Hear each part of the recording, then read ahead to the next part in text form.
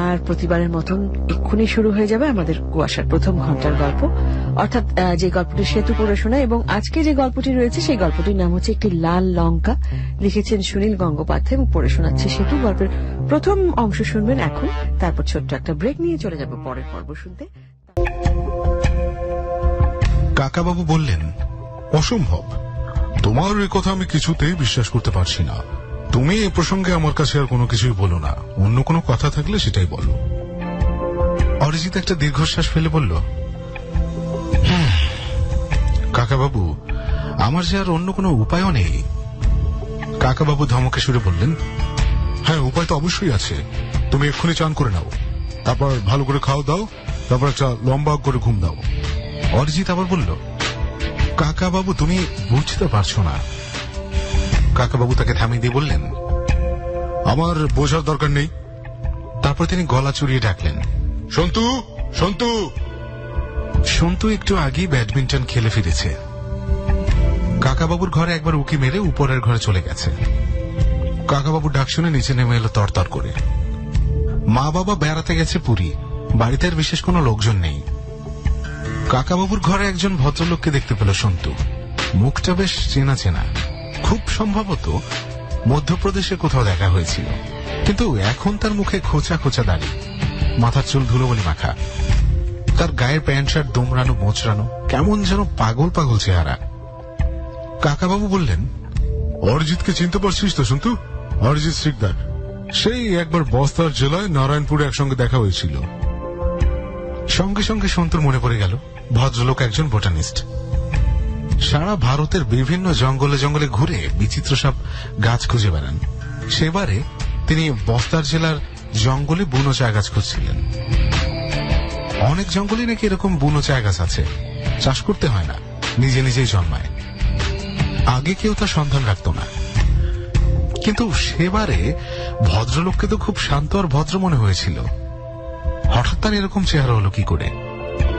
কাকাবাবু আবার বললেন, দিল্লিতে আমার সঙ্গে কাজ করতে সত্যেন, এই অরিজিৎ তার ভাইপো। ওকে অনেক ছোট বয়স থেকে দেখেছি, তখন থেকেই ও আমাকে কাকাবাবু বলেই ডাকে। অরিজিৎ আজ রাত্রে এখানেই থাকবে, বুঝলি? ওর খাওয়া দাওয়ার ব্যবস্থা করতে বল রঘুকে, আর চান করার জন্য ওকে বাথরুমটা দেখিয়ে দে। অরিজিতের দিকে তাকিয়ে তিনি জিজ্ঞেস করলেন, তোমার কাছে তো আর কোনো পোশাকও নেই, তুমি আমারই একটা পাজামা পাঞ্জাবি পরে নাও আজ। অরিজিৎ উঠে দাঁড়িয়ে একবার কাকাবাবু আর একবার সন্তুর দিকে তাকাতে লাগলো। তার চোখ দুটো জল জল করছে। তার হাতে একটা ছোট্ট টিনের কৌটা।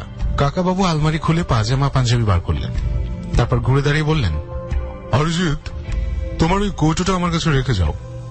অরিজিৎ হঠাৎ জোরে চেঁচিয়ে বলল, না, এটা আমার কাছেই থাকবে। কাকাবাবু বললেন, তুমি তো চান করতে যাচ্ছ, ওটা সঙ্গে নিয়ে যাবে নাকি? ওটা আমার কাছেই থাক। অরিজিৎ কৌটোটা পেছন দিকে লুকিয়ে প্রায় হুঙ্কার দিয়ে বলল, না, এটা আমি কাউকেই দিতে পারবো না। তার চোখ দুটো এমন জ্বলছে যে সেদিকে তাকালে গা ছমছম করে। কাকাবাবু অবশ্য বিচলিত হলেন না। তিনি অরিজিতের চোখের দিকে কয়েক মুহূর্ত অপলক চেয়ে রইলেন, তারপর হাত বাড়িয়ে গম্ভীর আদেশে সুরে বললেন, দাও দাও, ওটা আমাকে দাও। কাকাবাবুর ওই রকম গলার আওয়াজ শুনে অনেক বাঘা বাঘা বদমাশকেও ঘাবড়ে যেতে দেখেছে সন্তু। অরিজিৎ আর কিছুই বলতে পারল না। কৌটোটা সে তুলে দিল কাকাবাবুর হাতে। তার হাতটা কাঁপছে। কৌটোটার মধ্যে কি আছে তা দেখার দারুণ কৌতূহল হলো সন্তুর, কিন্তু কাকাবাবু সেটা খুলেও দেখলেন না, রেখে দিলেন জামা কাপড়ের আলমারিতে। তারপর এমন ভাবে পেছনে ফিরে একটা বই হাতে তুললেন যাতে তার সঙ্গে আর কোনো কথা বলা না চলে। সন্তু অরিজিৎকে নিয়ে দেখিয়ে দিল দোতলার বাথরুমটা। একটা নতুন সাবান আর একটা তোয়ালে এনে দিল। তারপর জিজ্ঞেস করলো, আপনি দাড়ি কামাবেন? কাকাবাবুর কাছ থেকে ব্লেড এনে দেব? অরিজিৎ রুক্ষভাবে বলল, না, তার দরকার নেই। অরিজিৎ স্নান করলো প্রায় 1 ঘন্টা ধরে। এর মধ্যে সন্তু 2-3 বার কাকাবাবুর ঘরে উকি মেরেছে, যদি কৌটোটা সম্পর্কে কিছু জানা যায় আর কি। কাকাবাবু এক মনে বই পড়ে চলেছেন। এ সময় তাকে বিরক্ত করা অসম্ভব। ঠিক 8টায় খাবার দিয়ে দেওয়া হলো। কাকাবাবু রাত্রিরে রুটি খান। সন্তু ভাত খেতে ভালোবাসে। রঘু ভাত আর রুটি 2 রকমই বেশি করে বানিয়েছে, তার সঙ্গে ডাল, বেগুনের ভর্তা আর মুরগির মাংস। খাবার টেবিলে বসার পর কাকাবাবু অরিজিৎকে জিজ্ঞেস করলেন, তুমি রুটি খাবে নাকি ভাত? অরিজিৎ বলল, ভাত না রুটি। থাক, ভাতই খাবো। কিংবা রুটি কি বেশি আছে? কাকাবাবু বললেন, তুমি দুটোই খাও। কাকাবাবু রুটি খান ঠিক 3 খানা। অরিজিৎ খেলো 8 খানা রুটি। তারপর সে ভাত নিল। সন্তু যতটা ভাত খায় অরিজিৎ নিল তার 3 গুণ। রঘু তাকে ভাত দিয়েই যাচ্ছে, সে না বলছে না। সে এমন ভাবে খাচ্ছে যেন বহুদিন খেতে পায়নি। কিন্তু কয়েকদিন উপোস করলেও কি মানুষ একসঙ্গে এত বেশি খেতে পারে? অরিজিতের রোগা পাতলা চেহারা, এরকম চেহারায় কোনো লোককে সন্তু কখনো এত খেতে দেখেনি। সবটুকু ভাত শেষ করার পর অরিজিৎ আরো 2 টুকরো মাংস আর একটু ঝোল নিয়ে জিজ্ঞেস করলো, আর রুটি নেই? আর 1 খানাই মোটে রুটি ছিল। রঘু সেটাও দিয়ে দিল। কাকাবাবু এঁটো হাতে চুপ করে বসে অরিজিতের খাওয়া দেখলেন। তারপর বললেন, এবার গিয়ে একটা ঘুম দাও, মাথা ঠান্ডা হয়ে যাবে। দিল্লিতে টেলিফোনে তোমার বাবার সঙ্গে কথা বলতে চাও? অরিজিৎ দুদিকে শুধু মাথা নাড়ল। হাত ধোয়ার পর অরিজিৎ কাকাবাবুর ঘরে এসে বলল, এবার আমার কৌটোটা দিন, ওটা আমার ঘরে রাখবো। কাকাবাবু বললেন, ওটা আমার কাছে থাকলে অসুবিধের কি আছে তোমার? অরিজিৎ বলল, আপনি বুঝতে পারছেন না, ওটা কোন রকমে নষ্ট হয়ে গেলে মহা ক্ষতি হয়ে যাবে।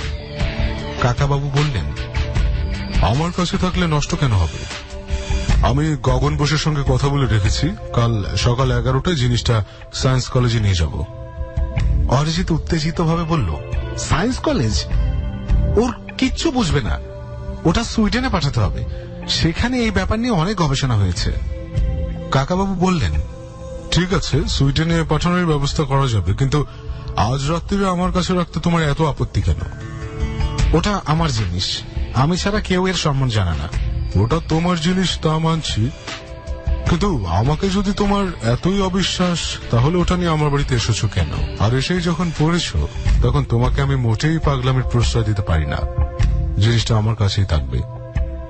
সন্তু আর কৌতূহল দমন করতে না পেরে জিজ্ঞেস করল, কাকাবাবু, কৌটোটার মধ্যে কি আছে? কাকাবাবু একটুক্ষণ চুপ করে থেকে অরিজিৎকে বললেন, আচ্ছা, একটুখানি বসে যাও, তোমার ঘটনাটা সন্তুকে বলো। বারবার নিজের মুখে বললে একসময় নিজেই তুমি বুঝতে পারবে যে সবটাই বানানো, তোমার কল্পনা। হয়তো এরকম একটা ব্যাপার কখনো স্বপ্নে দেখেছো, তারপর সেটাকে সত্যি বলে ধরে বসে আছো। এরকম কিছু বাস্তব হতে পারে না। অরিজিৎ একটা চেয়ারে বসে মুখ গোজ করে বলল, ও ছোট ছেলে, ও এসবের কি বুঝবে?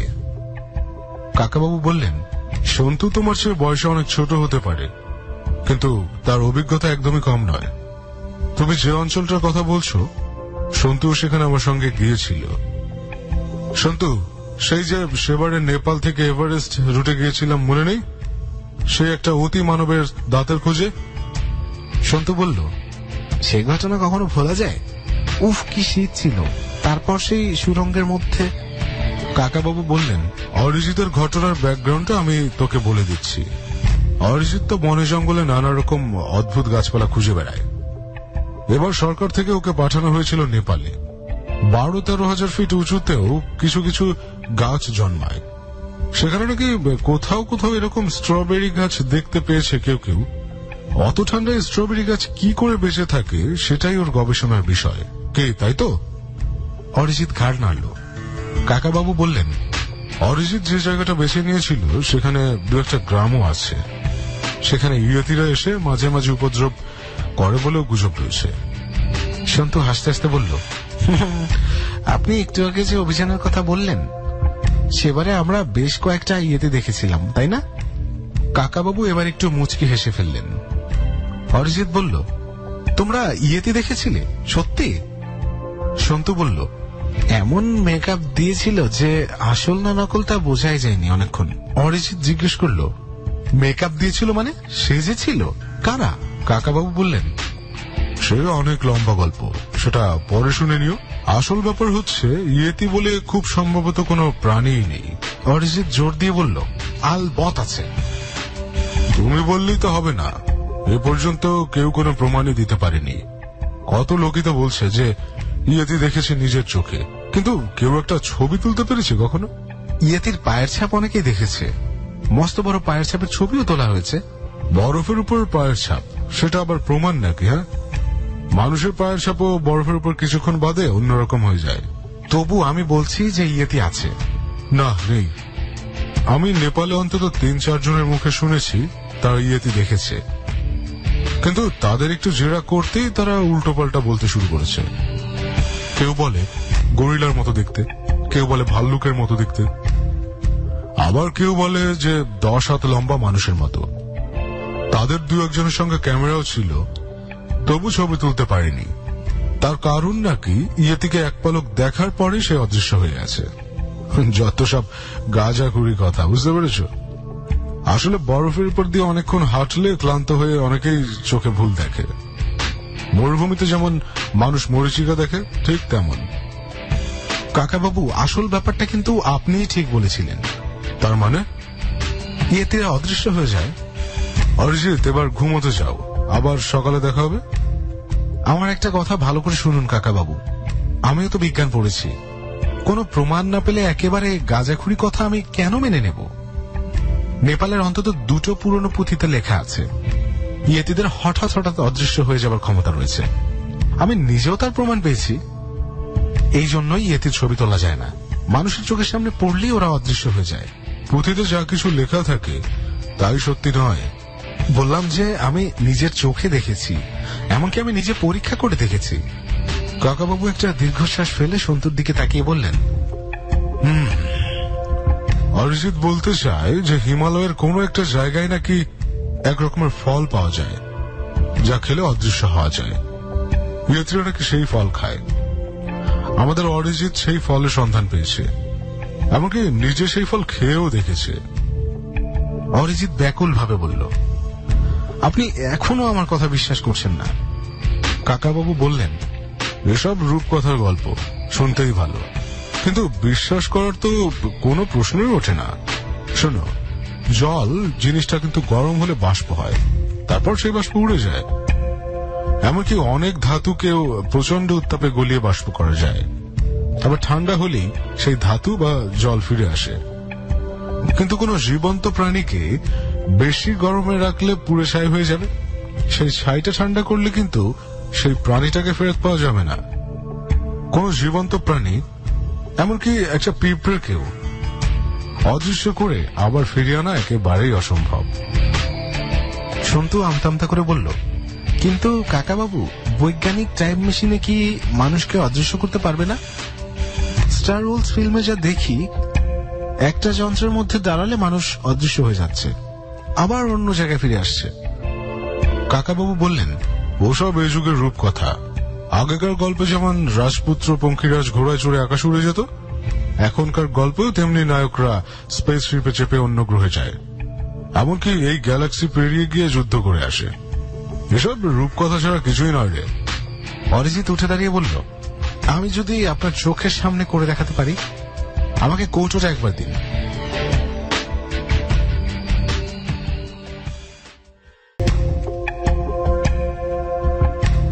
কাকাবাবু আর কিছু বলার আগেই সে ছুটে গিয়ে জামা কাপড়ের আলমারিটা খুলে কৌটোটা বার করে এনে বলল, আমি নিজে 2-1 এক্সপেরিমেন্ট করেছি, 2বারই সাকসেসফুল। কৌটোটা খুলে সে সন্তুকে দেখালো। ভেতরের জিনিসটা দেখে সন্তু খানিকটা নিরাশ হয়ে গেল। এটা তো একটা লঙ্কা, বেশ বড় সড়ো টাবা টোবা, বেশ গোলগাল লাল লঙ্কা। অরিজিৎ তার মনের কথাটা বুঝতে পেরে বলল, এটা লঙ্কা বলে মনে হচ্ছে তো না? কিন্তু এটা এক ধরনের স্ট্রবেরি। এটা মোটেও ঝাল নয়, কিন্তু টক মিষ্টি স্বাদ। কাকাবাবু শুনলে বিশ্বাস করবেন না, কিন্তু তোমাকে বলছি সন্তু, একেবারে সত্যি কথা বলছি। পাহাড়ের স্ট্রবেরি খুঁজতে খুঁজতে ঝোপঝাড়ে যেখানে যে ফল দেখতাম, অমনি আমি তা খেয়ে স্বাদ নিতাম। কোন বিষাক্ত ফল খেয়ে ফেলার ঝুঁকিও ছিল অবশ্য। একদিন আমি এই ফলটা খেয়ে অদৃশ্য হয়ে গেলাম। কাকাবাবু বললেন, সন্তু বলল, সত্যি বলছেন? অরিজিৎ বলল, 1.5 দিন সেই অবস্থায় ছিলাম আমি। সিংবচি গ্রামে এসে ঘুরছি লোকজনের মধ্যে, কিন্তু কেউ আমাকে দেখতে পায়নি। আমিও ভয় পেয়ে গিয়েছিলাম খুব। পরে ওই রকম আর একটা ফল খেয়ে নেবার পর আবার সব ঠিক হয়ে গেল। সন্তু এবার কাকাবাবু আর একবার অরিজিতের দিকে তাকালো, তারপর কৌটোটা হাতে তুলে নিল। অরিজিৎ বলল, দারুণ ভালো লাগে সেই সময়টা, কোনো খিদে তেষ্টা কিছুই থাকে না। দারুণ হালকা লাগে শরীরটা। মানে শরীরটা অন্য কেউ দেখতে না পেলেও সেটা তো থাকেই। মনটা খুবই ফুরফুর করে, যেখানে ইচ্ছা চলে যাওয়া যায়, কত রকম মজা হয়। কাকাবাবু বিদ্রুপে সুরে বললেন, ইয়েতির গায়ে তো পোশাক থাকে না, মানুষের গায়ে যে প্যান্ট জামা জুতো থাকে সেগুলো অদৃশ্য হয়ে যায়। অরিজিৎ বলল, এক্ষুনি দেখাবো। আমি টপ করে ফলটা খেয়ে নেব, তারপর 1 মিনিটের মধ্যেই আপনাদের চোখের সামনে মিলিয়ে যাব। ওটা দাও তো সন্তু। অরিজিৎ হাত বাড়াতেই কাকাবাবু প্রায় গর্জন করে উঠলেন। না, কোনো দরকার নেই। অরিজিৎ এবার হেসে বলল, কাকাবাবু আপনি ভয় পাচ্ছেন? আপনি অবিশ্বাস করবেন আবার ভয়ও পাবেন। কাকাবাবু বললেন, ওরকম অচেনা ফল খাবার কোনো দরকার নেই। অরিজিৎ বলল, দারুণ ভালো লাগে, দেখলেই খেতে ইচ্ছে করে। আমি মাত্র 3টে পেয়েছিলাম, যদি আরো খুঁজে পাওয়া যায় তাহলে একটা বিরাট আবিষ্কার হবে। কাকাবাবু বললেন, সন্তু, কৌটোটা আলমারিতে রেখে দিই। এবার তোমরা শুতে যাও, আর কোনো কথা নয়, যাও, আমার ঘুম পেয়েছে। সন্তু অনিচ্ছা সত্ত্বেও কৌটোটা রেখে দিল যথাস্থানে। কাকাবাবু এমন ভাবে চেয়ে আছেন যে বেরিয়ে যেতেই হলো দুজনকে। অরিজিৎ সন্তুর কাঁধে হাত দিয়ে বলল, সন্তু, আমি কিন্তু বানিয়ে বানিয়ে গল্প শোনাইনি। সত্যি ওই ফলটার অদ্ভুত গুণ আছে, ওটা খেলে মানুষ অদৃশ্য হতে পারে। কাকাবাবু বিশ্বাস করলেন না। অরিজিৎকে তার ঘর দেখিয়ে দেবার পর সে শুয়ে পড়ল। সে সত্যিই খুবই ক্লান্ত। একটু বাদে তার নাক ডাকার শব্দ পাওয়া গেল। সন্তু উঠে গেল 3 তলায়। বড় হবার পর সে এই ছাদের ঘরটা নিজের জন্য পেয়েছে। এখানে সে অনেক রাত পর্যন্ত জেগে পড়াশোনা করতে পারে। মাঝে মাঝে ছাদে দাঁড়িয়ে আকাশের তারাও দেখে। কাকাবাবু সন্তুর ঘর প্রায় তন্ন তন্ন করে খুঁজেছেন, শুধু ছাদে পড়ে আছে সেই কৌটাটা, যার মধ্যে ফলটাও নেই। আর সন্তুর হঠাৎ চলে যাওয়ার কোনো চিহ্নও নেই। সে পাজামার পাঞ্জাবি পরেছিল, আর চটি জোড়া পর্যন্ত রয়ে গেছে। বিছানার উপর একটা আধখোলা বই। সন্তু যে ওই লাল ফলটা চুপে চুপে খেয়েছে তা তো ঠিক, সে সত্যিই অদৃশ্য হয়ে গেল। অরিজিৎ এখন বলছে যে অদৃশ্য মানুষদের নাকি কথা বলারও ক্ষমতা থাকে না, কিংবা তাদের কথা কেউ শুনতেও পায় না। সে নিজে যেবার অদৃশ্য হয়েছিল সেবার গ্রামের মানুষদের কাঁধে হাত দিয়ে রেখেছিল, তাও তারা বুঝতে পারেনি। অদৃশ্য মানুষের ছোঁয়াও টের পাওয়া যায় না। এইসব কথা শুনে রাগে কাকাবাবুর গা জ্বলে গেছে। 2 দিন অপেক্ষা করেও সন্তুর কোনো খোঁজ না পেয়ে কাকাবাবু উতলা হয়ে উঠেছিলেন। তাহলে কি অরিজিতের কথাই ঠিক? সন্তু একেবারে অদৃশ্য হয়ে গেল? তখন তিনি জেদ ধরলেন, তিনি নিজে ওই ফলটা খেয়ে দেখবেন। সন্তু একটা ফল খেয়ে অদৃশ্য হয়ে গেছে, এরকম একটা অদ্ভুত কথা তিনি তার বৈজ্ঞানিক বন্ধুদের কিংবা পুলিশ বন্ধুদেরও বলতে পারেননি।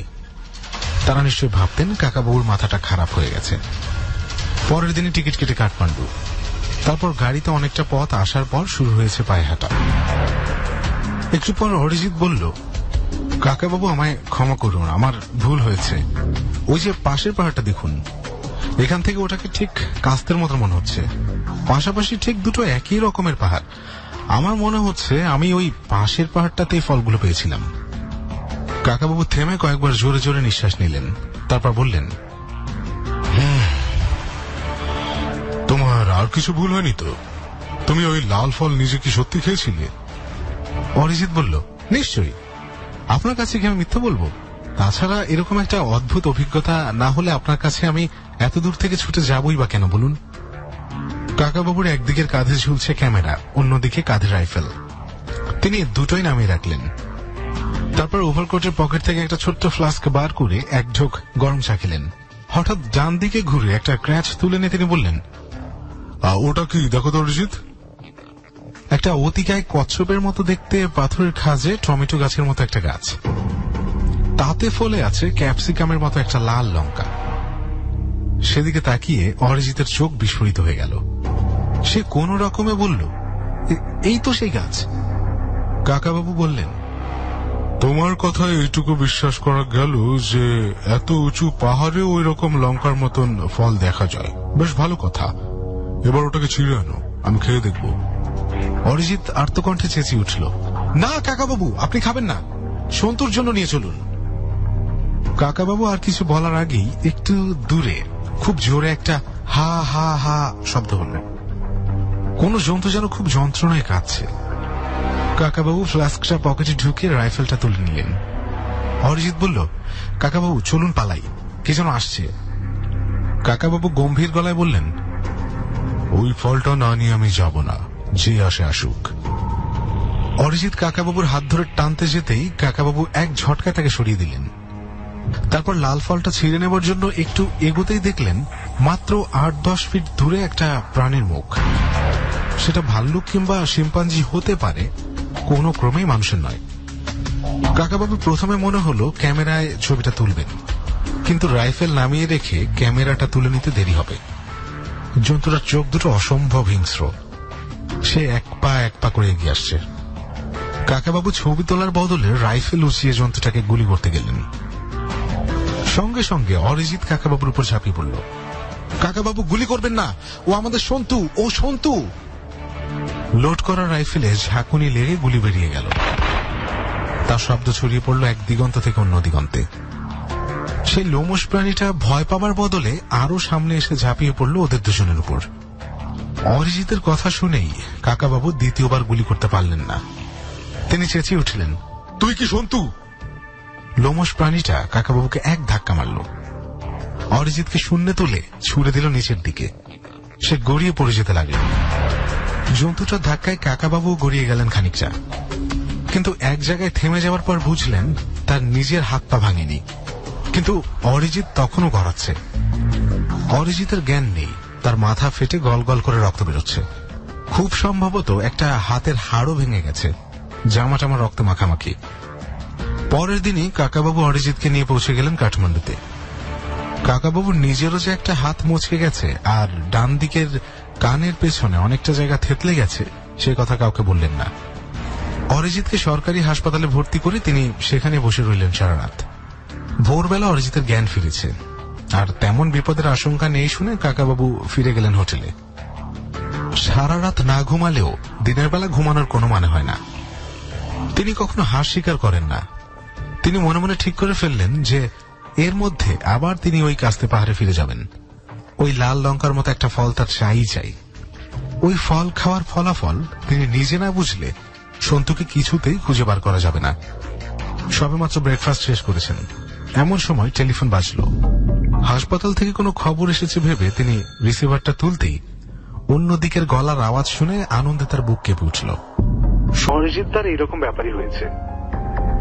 কাকাবাবু অবিশ্বাসী সুরে বললেন, সেই রাজকুমার লোক পাঠিয়ে তোকে ধরে নিয়ে গিয়েছিল, তো সেখান থেকে তুই ছাড়া পেলি কি করে? সন্তু হাসতে হাসতে বলল, রাজকুমার খুব জব্দ হয়ে গেছে কাকাবাবু। ওর লোক তো অজ্ঞান অবস্থায় আমাকে ধরে নিয়ে যায়। 2.5 দিনের মধ্যে আমি জাগিনি। মাঝখানে কি ঘটেছে তাও আমি জানি না। এদিকে রাজকুমার ভেবেছিল ওর শাগরেদদের হাতে মার খেয়ে আমি বুঝি মরতে বসেছি। ডাক্তার ডেকে এনে আমাকে চিকিৎসা করিয়েছে, ওষুধ খাইয়েছে। আমি চোখ মেলবার পর সে বলেছিল, বাঁচালে, তোমাকে 2-4 দিন আটকে রেখে তোমার কাকাবাবুর কাছ থেকে 2-4টে জিনিস আদায় করবো ভেবেছিলুম। শেষে দেখছি যে মরা ভেবে খুনের দায় পড়ার মতো অবস্থা। তুমি মরে গেলে আমাদের পুরো উদ্দেশ্যটা ব্যর্থ হয়ে যেত। যাও বাচ্চা, যাও, এবারের মতো ফিরে যাও ঘরে। কি খেলাই দেখালে তুমি! 2.5 দিন অজ্ঞান, অথচ শরীরের কোথায় কোনো চোট নেই, কিছু নেই। জানেন কাকাবাবু, শেষ পর্যন্ত রাজকুমার আমাকে খাতির করে বাড়ি পৌঁছে দিয়েছে কাল দুপুরে। তারপর থেকে আপনাকে টেলিফোনে ধরবার চেষ্টা করছি। সন্তুর সঙ্গে কথা শেষ করবার পর কাকাবাবু একটা স্বস্তি নিঃশ্বাস ফেললেন। অরিজিতের উপর তার রাগটাও কমে গেল। সে বেচারা ওই বিষ ফল খেয়ে অজ্ঞান হয়ে যাওয়াটাই অদৃশ্য হয়ে যাওয়া ভেবেছে। এই জন্যই ঝোপে ঝাড়ে যেসব অচেনা ফলটল থাকে তা হুট করে খেতে নেই। নিজের ভুলের জন্য অরিজিৎ যথেষ্ট শাস্তি পেয়েছে, কিন্তু কাস্তে পাহাড়ের চূড়ার দিকে যে এসে সেদিন হঠাৎ হানা দিল, সে কি কোনো ছদ্মবেশী মানুষ, না সত্যিই এটি? কাকাবাবু ঠিক করলেন আবার ওই পাহাড়ের চূড়ে একবার যেতে হবে।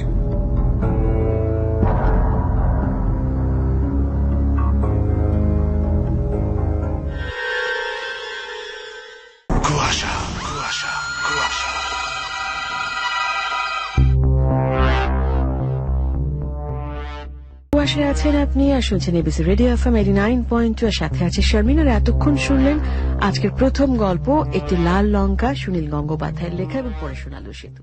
শুরু করছি আজকের কুয়াশার মূল কাহিনীর প্রথম পর্ব। আজকের কাহিনীটি লিখেছেন জোসা, আর কাহিনীর নাম প্রতিবারের মতন একেবারে শেষেই জানা হবে। তা এখন শুনবেন কাহিনীটির প্রথম অংশ, তারপরে চলে যাচ্ছি তার পরবর্তী অংশগুলোতে। সেই পর্যন্ত সঙ্গেই থাকবেন।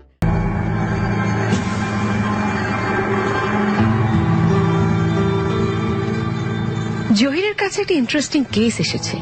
এই পাহাড়ি প্রত্যন্ত অঞ্চলে তাকে পাঠানোর কারণ এই কেসটাই, সেটা জানে জহির, কিন্তু এতদিন তার হাতে কেসটা অফিসিয়ালি আসেনি, আজ এসেছে। এখানে আসার আগে পুলিশ ডিপার্টমেন্টে জহির বেশ সুনামের সাথে কাজ করেছে। সেই সুনামের ফলাফল হিসেবে তাকে প্রত্যন্ত অঞ্চলে বদলি করা। ফাইলটা হাতে নিয়ে জহিরের আর কিছুই চিন্তা করার কোনো অবকাশ নেই, সেটা সম্ভবও না। কারণ গত 3 বছর এই এলাকার চার্চে যে যাজকী দায়িত্বে ছিলেন তাদের সকলেরই মৃত্যু হয়েছে অস্বাভাবিকভাবে এবং একই দিনে। ইন্টারেস্টিং বিষয় হল 3 জন যাজকই মারা গেছে 25শে ডিসেম্বর রাতে। হ্যাঁ, ঈশ্বর পুত্র যিশুর জন্মতিথিতে। জহির কেসটা হাতে পেয়ে আর দেরি করলেন না, ভিজিটে গেলেন সেই ঘটনাবহুল চার্চে। এই গাড়ি থামাও। হ্যাঁ এখানে, আরেকটু সামনে, হ্যাঁ ঠিক আছে।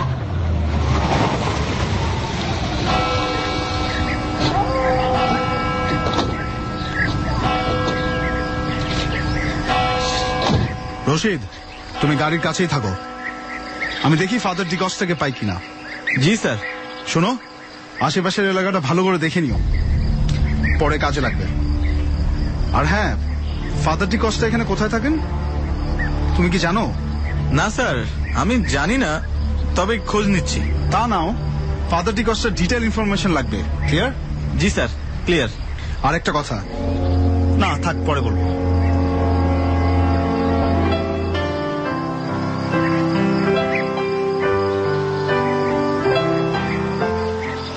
গির্জাটা দেখে মনে হচ্ছে বেশ পুরনো, তা 16 শতকের তো হবেই। এই যে শুনছেন? আমাকে বলছেন? জি আপনাকে। বলুন। ফাদার ডিকস্টাকে কোথায় পাবো? কেন বলুন তো? না এমনিতেই কথা বলতে এসেছি। আপনি? আমি এই থানার ভারপ্রাপ্ত কর্মকর্তা। ও তাই, বলুন। ওনাকে কি পাওয়া যাবে? কেন নয়, বাবা তো প্রার্থনা কক্ষ থেকে বের হবেন একটু পরেই। একটু বসুন, তখন না হয় কথা বলবেন। জি, যদি খুব বেশি দেরি না হয় তাহলে বসতে পারি। না না, এই তো আসলেন বলে। আপনি মানে আপনি গির্জায় কাজ করেন? হ্যাঁ, কাজ করি। না মানে আপনার নাম? মারিয়া। মারিয়া? হ্যাঁ, মারিয়া ডিকস্তা। তার মানে আপনি ফাদার ডিকস্টার মেয়ে? হ্যাঁ। আপনি? মানে আপনার নাম জানা হলো না। আমার নাম জহির, আর কাজ তো আপনি জানেন। ওই তো বাবা চলে এসেছে। বাবা, উনি পুলিশ অফিসার জহির সাহেব, তোমার সাথে কথা বলতে চান। আরে আসুন আসুন, আপনি কতক্ষণ এসছেন? এই তো মিনিট 10 হলো আর কি। চলুন ওদিকে বাগানে গিয়ে বসে কথা বলি। চলুন।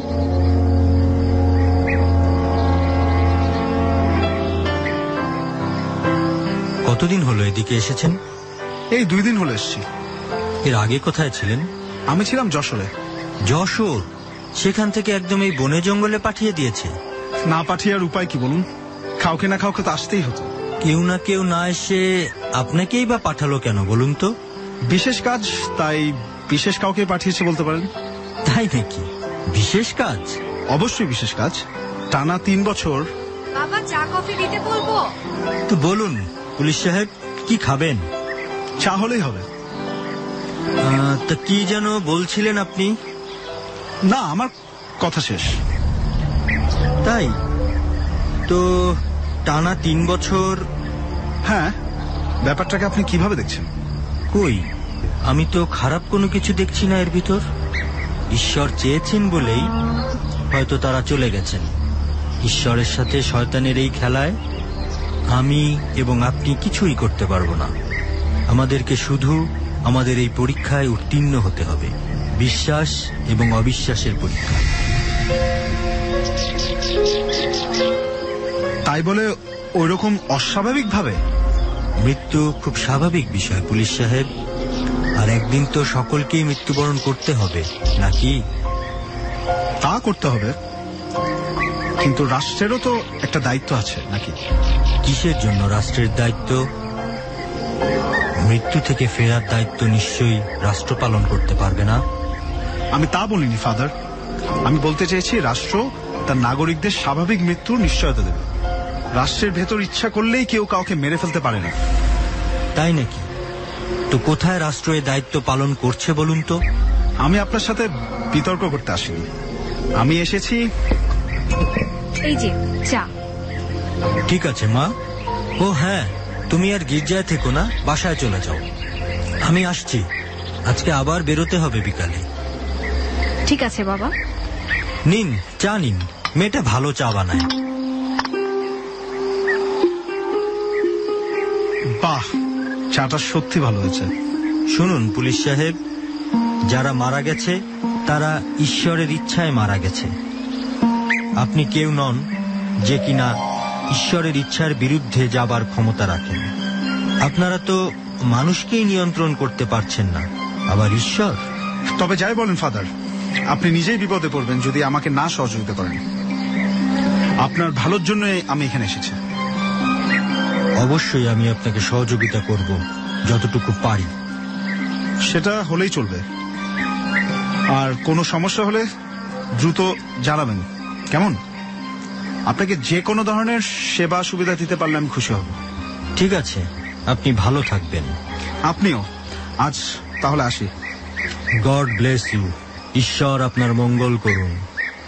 ও হ্যাঁ, আজকে 23 তারিখ, আর একদিন পরেই তো যীশু খ্রিস্টের জন্মদিন। হ্যাঁ, গির্জায় আপনাকে আমন্ত্রণ। ধন্যবাদ, আজকে বরং আসি। আসুন তবে। মারিয়া আসলে সবই জানে। গত 3 বছর এই গির্জার যাজকদের ভাগ্যে কি ঘটেছে তার সবকিছুই জানে মারিয়া। তার বাবাকে সে বলেছে এখানে এই প্রত্যন্ত অঞ্চলে না আসতে, কিন্তু তার বাবা তার কোনো কথাই আমলে নেয়নি, একদম হেসে উড়িয়ে দিয়েছে। আজকে এখানে পুলিশ অফিসারকে আসতে দেখেই মারিয়া অনুমান করেছিল, কিন্তু বাবাকে এবং পুলিশ অফিসারকে সে কিছুই বুঝতে দেয়নি। গত কয়েকদিন ধরেই একটা ভয়ের ভেতর দিয়ে সময় পার করছে মারিয়া। তাদের বাসা গির্জার পাশেই। গির্জায় যখন ঘন্টা বাজে তখন মারিয়া কেঁপে ওঠে। এই বুঝে কিছু হলো। এদিকে জন্মতিথি আসতেও আর খুব একটা বাকি নেই। এই তো আজ রাত পেরোলেই আর একটা রাত। মারিয়া কি করবে কিছুই বুঝতে পারছে না। তার বাবাকে দোষও দিতে পারে না, লোকটার প্রতি তার মায়া হয়। বাবার পুলিশ অফিসারকে চা দিয়ে বাসায় ঢুকতেই তার আবার সন্দেহ শুরু হয়। মনের ভেতরে ভেতরে কি যেন এক অজানা আশঙ্কায় সে কেঁপে কেঁপে ওঠে। না, বাবাটাকে দিয়ে কিচ্ছু হবে না। কোনোভাবে এখানে আসাটা বাদ রাখতে পারলাম না। আমার এখানে না এলে এরকম প্রাকৃতিক সৌন্দর্যও দেখতে পেতাম না।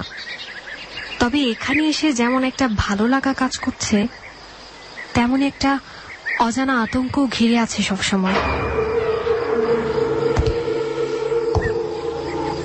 এই যেমন এখন এই শব্দটা শুনে কেমন যেন লাগছে। মনে হচ্ছে আমি দরজা খোলার আগেই কেউ একজন এখানে ছিল। তার নিঃশ্বাসের শব্দও যেন পেলাম একটু আগে। না, এটা আসলে আমার মনেরই ভুল। কেউ কেউ ছিল না এখানে আমি ছাড়া। এটা কি? একটা সাদা খাম। কে রেখে গেল? কে রেখে গেল এই টেবিলের উপর? বাবার কাছে কেউ পাঠিয়েছে নিশ্চয়ই। দেখি। হ্যাঁ, এটা তো মুখ খোলা, তাহলে বাবার চিঠি। কিন্তু এই সিলমোহর এর আগে তো কোথাও দেখেছি বলে মনে হয় না।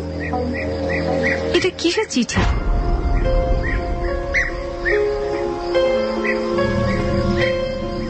ফাদার, আপনার প্রতি ঈশ্বর পুত্রের শান্তি বর্ষিত হোক। জন্মতিথির পূর্বেই আমাদিগের দ্বাদশ ভ্রাতা আপনার নিকট উপস্থিত হইবে। ঈশ্বরের দোহাই তাহার প্রতি যিশুর আচরণ প্রদর্শন করিবেন। ভ্রাতা সংঘ।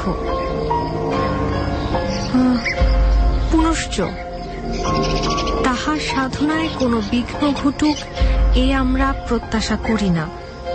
পরিব্রাজককে আপনি ঠিকই চিনিয়া লইতে পারিবেন। এ কেমন চিঠি রে বাবা? হতে পারে কোনো এত তাড়াতাড়ি পুলিশের হাত থেকে ছাড়া পেলে? না, সে তো ছাড়বার পাত্র নয়। তবে আমাদের যে বেরুতে হবে মা, তাই চলে এলাম। আর তো বেশি সময় নেই, সবকিছুর আয়োজন করতে হবে না? তা তো করতেই হবে। হাত মুখ ধুয়ে নাও, কিছু খেয়ে চলো বেরিয়ে পড়ি। তাই করি। আচ্ছা মা, কিছু বলবে? না থাক। কেন থাকবে? কেন বলে ফেলো। না, এমনিতেই কখন কি বলি তার কি কোনো ঠিক আছে রে? বয়স তো আর কম হলো না, অনেক কিছুই ভুলে যাই। শুধু বয়স হলে কি মানুষ ভুলে যায়? এমনিতেও ভুলে যায়। যাও তাড়াতাড়ি ফ্রেশ হয়ে এসো, খাবার ঠান্ডা হয়ে যাবে। আচ্ছা যাচ্ছি বাবা, যাচ্ছি। তুই একদম তোর মায়ের মতনই হয়েছিস। আহা, তোর মা থাকলে সবই ঈশ্বরের ইচ্ছা। আচ্ছা যাই। ফাদার ও মারিয়া দুপুরের খাবার খেয়ে পথে বের হয়। এটা প্রাত্যহিক রুটিন। দুপুরের খাবারের পরেই এলাকার মানুষের কাছে যান ফাদার। কখনো একা যান, কখনো মেয়েকে নিয়ে যান। আজকে মারিয়াকে নিয়েই বের হলেন তিনি। পথে যেতে যেতে যার সাথে দেখা হয় তার সাথে একটু কথা বলে নেন ফাদার রোজারিও ডি কস্টা। অনেকে কথা বলতে বলতে মারিয়ার খবরও জেনে নেয়। ফাদার মারিয়ার কথা তাদের কাছে বলতে ভালোই বাসেন। মেয়েটা হয়েছে ওর মায়ের মতো। ফাদারের গর্ব হয় মেয়েকে নিয়ে, তাই সবার সাথে কথা বলার সময় মেয়েকে নিয়ে কেউ কিছু জানতে চাইলে তিনি বেশ আগ্রহ নিয়েই সেটা বলেন। তবে ইদানিং কি যেন হয়েছে মারিয়ার, কিসের যেন ভাবনায় বুঁদ হয়ে থাকে সবসময়। বিকালটা এলাকার লোকজনের ঝামেলা মিটিয়ে যিশুর জন্মতিথিতে কে কি করবে সেই সব খোঁজ খবর নিয়ে পেরিয়ে গেল। মারিয়া তেমন একটা মুখ খুলল না। সন্ধ্যার পর তারা যখন ফিরছে তখনই কেবল মারিয়া কথা তুলল, বলল, খুব কি দরকার ছিল তোমার এই এলাকায় আসার? অন্য কোনো এলাকার চার্চে গেলে কি এমন ক্ষতি হতো বলো তো? এখানে আসাটা পূর্ব নির্ধারিত ছিল। ঈশ্বরের আদেশ কিভাবে অমান্য করি বল? তাছাড়া কি? তাছাড়া এখানে একটা ঝামেলা চলছে। সেই ঝামেলাকে অনেকে মনে করছে ধর্মের দুর্বলতা। সেই ধর্মের দুর্বলতা কাউকে না কাউকে তো ভাঙতে হবে। তাই চলে এলাম। ঈশ্বর মহান। বাবা, বল মা। তুমি যেমন গির্জার যাজক, একইভাবে তুমি আমার বাবাও, তাই না? কেন বলতো? আমি কি করিনি আমার মেয়ের জন্য? না, আমি সে কথা বলছি না। আমি বলছি তোমার যদি কিছু হয়ে যায় তাহলে আমি কি করব বলো?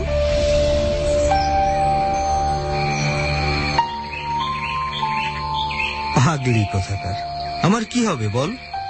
ঈশ্বরের কথার বাইরে একটা গাছের পাতাও নড়ে না। আর শয়তানকে ভয় পেতে নেই। সাময়িক ক্ষতি ছাড়া সে আর কিছুই করতে পারে না। সে আমিও জানি। আচ্ছা, ওই যে তখন কথা হলো আলফ্রেডের সাথে, আলফ্রেডের মেয়ের বিয়ে। হ্যাঁ, ওর মেয়ের বিয়ে এই তো জানুয়ারিতে। আলফ্রেডের জন্য কিছু করা প্রয়োজন। মানে আয়োজনটা করতে ওকে সহযোগিতা করা আর কি। তা করো, কিন্তু রাত যে হয়ে যাচ্ছে তার কি খেয়াল আছে? চলো তাড়াতাড়ি হাঁটো। এখান থেকে বাড়িতে পৌঁছাতে আরো ঘন্টাখানেক তো হাঁটতেই হবে। ভয় পাচ্ছিস? না, ভয় পাবো কেন? জঙ্গলে শীতের সময় খুব একটা ভয় নেই। গ্রীষ্মের সময় গোখরার একটা ভয় অবশ্য থাকে। তাহলে কি শীত করছে? তা করছে, আর কিছুই তো দেখা যায় না তেমন। তাছাড়া এই এলাকার মানুষগুলো অনেক সকাল সকাল ঘুমিয়ে পড়ে। এখনই চিৎকার করে ডাকলে কাউকেই খুঁজে পাওয়া যাবে না। দেখো, আর একটু সময় হলেই নাক ডাকার শব্দ শুনতে পাবে। বাবা, জঙ্গলের ভেতর থেকে কি যেন একটা শব্দ আসছে। এই এই, কে ওখানে? কে? কথা বলেন না কেন? কে আপনি? বাবা? কেউ না মনে হয়। এমনিতেই তুমি কোনো শব্দ শুনেছ। এখন তো শীতকাল, তাই শুকনো পাতা নিচে জমা হয়ে গেছে। একটু বাতাসেই পাতার মরমর শব্দ হয়। না বাবা, আমি স্পষ্ট শুনেছি। আর তাছাড়া কি? আমি ছায়ায় ঘেরা একটা অবয়বও দেখেছি কুয়াশার ভেতরে। তুমি আসলে কিছু একটা শুনেছো, আর এটা তোমার মাথায় এক ধরনের ছবি তৈরি করেছে, আর সেটাই তুমি দেখেছো। কিছু না থাকলেও হয়তো দেখেছো। হয়তো ওই দূরের গাছটাকেই তোমার মনে হয়েছে কোনো মানুষের অবয়ব। ঠিক আছে, আমি আসলে কিছুই দেখিনি। চলো তাড়াতাড়ি হাঁটো, বাসায় যেতে হবে, অনেক রাত হলো। তাই চলো। মারিয়া আসলে যে অবয়বটার কথা বলছে সেটা আসলে কনস্টেবল রশিদের। রশিদ তার অফিসারের কথা মতো ফাদারকে সার্বক্ষণিক নজরদারির ভেতর রেখেছে। কোথায় যায়, কি করে, কার কার সাথে কথা বলে, এই সবকিছুই দেখতে বলেছে জহির স্যার, এবং এই অবজারভেশন অনুযায়ী রিপোর্ট করতে বলেছে তাকে। রশিদ কাজটা করে বেশ আনন্দই পাচ্ছে। এতে কোনো আদেশ মানার ঝামেলা নেই। ফাদার যেখানে, রশিদও সেখানে। ফাদার ও তার মেয়ে মারিয়াকে বাসায় যেতে দেখে আর প্রায় ধরা পড়ে যাওয়ার আতঙ্কে রশিদ ফাঁকা একটা জায়গায় পৌঁছে জহির স্যারকে ফোন করে। জহির তখন এলাকার কয়েকজনের সাথে কথা বলা শেষ করেছে। আগের ফাদাররা কিভাবে মারা গেছেন, এলাকাবাসী কি জানে, এসব জানতে কয়েকজনকে ডেকেছিল জহির। ঠিক এই সময় জহিরের ফোন বেজে ওঠে। সবাইকে বিদায় জানিয়ে জহির ফোনে কথা বলা শুরু করে। আপনারা কোনো চিন্তা করবেন না, আপনাদের কোনো সমস্যা নেই। তবে যা জানেন সবই আমাকে জানাতে হবে। যদি আমি জানতে পারি কেউ কোনো কিছু গোপন করেছেন, তাহলে কিন্তু তার সমস্যা আছে। ঠিক আছে, আজকের মতো চলে যান।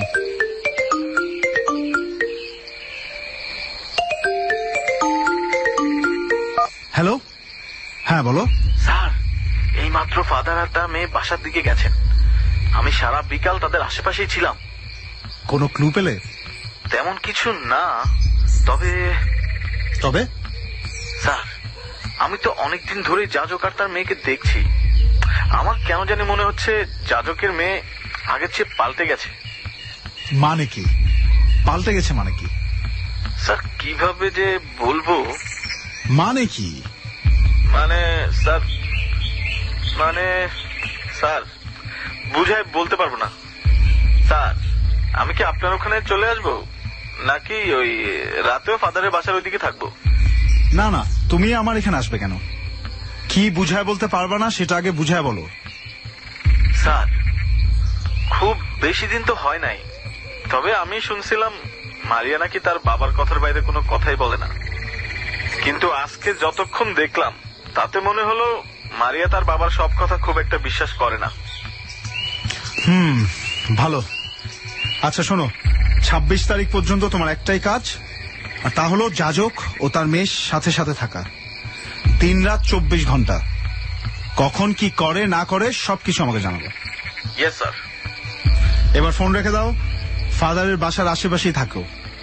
যত রাতই হোক সন্দেহজনক কোনো কিছু মনে হলেই আমাকে ফোনে জানাবা, ঠিক আছে? Yes sir. হ্যাঁ স্যার, ঠিক আছে, রাখি স্যার। এই কে কে দরজার বাইরে দাঁড়িয়ে? কে ওখানে? স্যার, আমি স্যার। কি সমস্যা, আপনি এখনো যাননি? স্যার, আপনি এই এলাকার থেকে চলে যান। কেন? স্যার, যেই কাজগুলি করছে এর অনেক ক্ষমতা, সে সাধারণ কেউ না। মানে কি? স্যার, শুধু মনে রাখবেন, সে ইচ্ছা করলে যে কারোর রূপ ধারণ করতে পারে, আর আমি তারে দেখছি। কি সব আবল তাবল বলেন? যান যান, এমনিতে অনেক কাজ, এর ভেতর এসব কথাবার্তা খামাখা সময় নষ্ট করবে। স্যার, আমি যাইতাছি, কিন্তু এ তো যাইব না। লোকটা চলে যায়। জহির লোকটার কথা ভুলেও যায়, কেননা জহির এই সময়টা কোনোভাবে হাতছাড়া করতে চায় না। যে কোনোভাবে এই সময়টাকে ধরতে পারলে সব রহস্যের জট খোলা সম্ভব হবে বলে মনে করে জহির। তাই খুব দ্রুত কয়েকটা বিষয় স্থির করে ফেলল জহির। প্রথমত, সে ফাদারের চেয়ে মারিয়াকে বেশি নজরে রাখার সিদ্ধান্ত নিল। মারিয়া কি করে না করে তার সমস্তটুকু জানতে হবে তাকে, কেননা ফাদার ধর্মের বাইরে আর কিছুই ভাবেন না। কিন্তু মারিয়া ধর্মের চাইতে তার বাবাকেই বেশি গুরুত্ব দেবে। মেয়েরা তাদের বাবাকে একটু বেশি ভালোবাসে। তাছাড়া মারিয়া সব ঘটনা দেবে তৃতীয় একটা পক্ষ হিসেবে, যেখানে ফাদার রোজারিও দ্বিতীয় পক্ষ, আর যারা ঘটনাটা ঘটাচ্ছে তারা প্রথম পক্ষ। জহির দ্বিতীয় গুরুত্বপূর্ণ বিষয় হিসেবে রাখলো, আজ থেকে এলাকায় নতুন যেই আসুক না কেন তার সাথে কথা বলে রাখবে জহির। তৃতীয়ত, রশিদের ওপর বিশ্বাস করার কিছু নেই। রশিদের চোখকে ফাঁকি দেয়া কোনো ঘটনাই না, কাজে এই নজরদারিতে সেও একটা ভূমিকা নেবে। এসব ভাবতে ভাবতে জহির পুরনো খবরের কাগজের কাটিংগুলো হাতে নিল, যদি কোনো ক্লু খুঁজে পাওয়া যায়।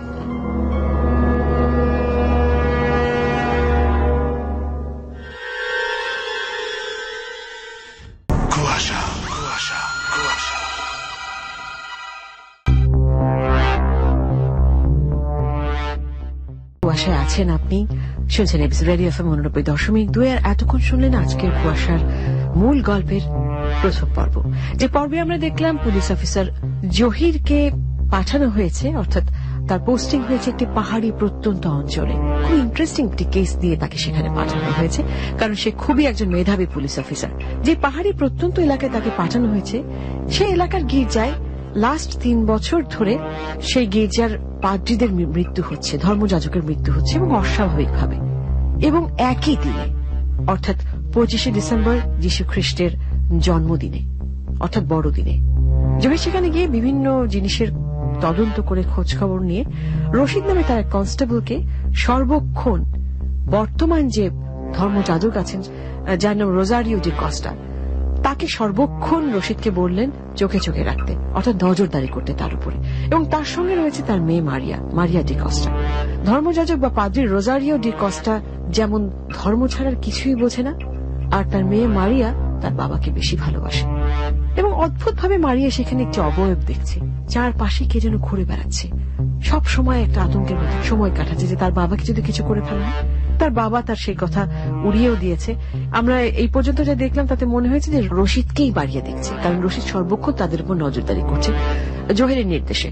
এই পর্ব শেষ করবার আগে আমরা হঠাৎ দেখলাম যে একজন আগন্তুক এসে ইন্সপেক্টর জহিরকে বলছে যে খুব সাবধানে থাকতে, কারণ যেই অশুভ শক্তি কাজ করছে তার শক্তি অনেক বেশি। এই অশুভ শক্তি কে, আসলে কি, কারা খুন করেছে আগের 3 জন ধর্মযাজককে? সব প্রশ্নেরই উত্তর মিলবে এই দ্বিতীয় পর্বে হয়তোবা। তো ঠিক আছে, আমরা শুরু করব এখন আজকের কুয়াশার দ্বিতীয় পর্ব।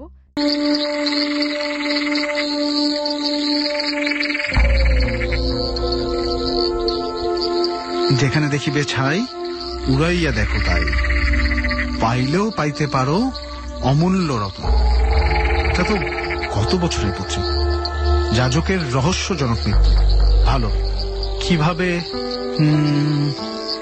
যিশুর জন্মতিথির অনুষ্ঠান শেষে ভোরে একটা লাশ পাওয়া যায় নদীর পাড়ে, মাথা থ্যাতলানো ছিল লাশটার। পরে খোঁজ নিয়ে জানা যায় তিনি গির্জার যাজক ইব্রাহিম রোজারিও। ভালো। কে দেখে প্রথমে? প্রত্যক্ষদর্শীর সূত্রে নিউজ করেছে সাংবাদিক। এমন একটা ঘটনা, তাও আবার সূত্র প্রত্যক্ষদর্শী। এটা কেমন হলো আজকালকার সাংবাদিকতা? দুর্বৃত্ত আর প্রত্যক্ষদর্শী দিয়ে ভরা। মানে সংবাদটা প্রকাশ করা হলো, আবার কোনো পক্ষেরই লাভ ক্ষতি হলো না। যা ঘটছে তাই ঘটবে, মাঝখান থেকে লাইন গুণের টাকা নিয়ে গেল। সে দেখি তো, হ্যাঁ, এটা তো গত বছরের সংবাদ। এটাও শিশুর জন্মতিথির ঘটনা। লাশ পাওয়া গেছে পরের দিন, আবার সেই নদীতে। পরপর এরকম ঘটনার পরও কোনো অনুসন্ধানী নিউজ হলো না। আরে অনুসন্ধানী নিউজ করার জন্য তো এখানে আসতে, এখন সব কপি পেস্টের সাংবাদিকতা। না, এই কাটিং গুলোর থেকে আরো কিছু পাওয়া উচিত ছিল, কিছুই তেমন পাওয়া গেল না। তবে ঘটনাগুলোর সাথে নদীর একটা কানেকশন আছে বলে মনে হয়। উফ, আবার রশিদ। হ্যালো, বলো। স্যার, রাত তো 12টা বেজে গেছে। ফাদার আর তার মেয়ে ঘুমিয়ে গেছে, লাইট টাইট সব বন্ধ। আমি কি বাসায় চলে যাব? স্যার, বাচ্চাটার জ্বর। রশিদ সাহেব, আপনাকে 24 ঘন্টার দায়িত্ব দেওয়া হয়েছে, আর এতক্ষণ কোনো ক্লু পেলেন না? কিছুই জানতে পারলেন না? তারা বাসায় গেল আর লাইট টাইট বন্ধ করে ঘুমিয়ে পড়ল না? Sir, yes sir. Yes sir বলবেন না? আচ্ছা, বাসায় কেউ আসেনি? কেউ বাসা থেকে বের হয়নি না? Yes sir. না স্যার। কোনটা, ইয়েস স্যার না না স্যার? ইয়েস স্যার, কেউ আসেনি আবার বেরও হয়নি। না স্যার, না স্যার, হয়েছে হয়েছে। কে বের হয়েছে? স্যার মারিয়া বের হয়েছিল, বের হয়ে কি জানি দেখলো, আবার সাথে সাথে ঘরে ঢুকে গেল। তার মানে মারিয়া সন্দেহ করা শুরু করেছে, কিছু একটা ঘটবে যার অনুমান মেয়েটা করতে পেরেছে। স্যার? না কিছু না, আপনি যান, পাশে যান। আপনার বাচ্চার তো জ্বর, একটু ডাক্তারি করেন এবার। Thank you sir. Yes sir. আর হ্যাঁ, সকাল সকাল চলে যাবেন। Yes sir. এই কোথায় স্যার? যাজকের বাড়ির আশেপাশে। ইয়েস স্যার, ঠিক আছে স্যার, আমি ঠিকই সকালে চলে আসবো স্যার, আপনি কোনো চিন্তা করবেন না স্যার। Thank you sir. থেকে দিয়ে কি এমন কোনো ক্লু বের করা যাবে না? কেন যে কনস্টেবল গুলো সব গাধা হয়?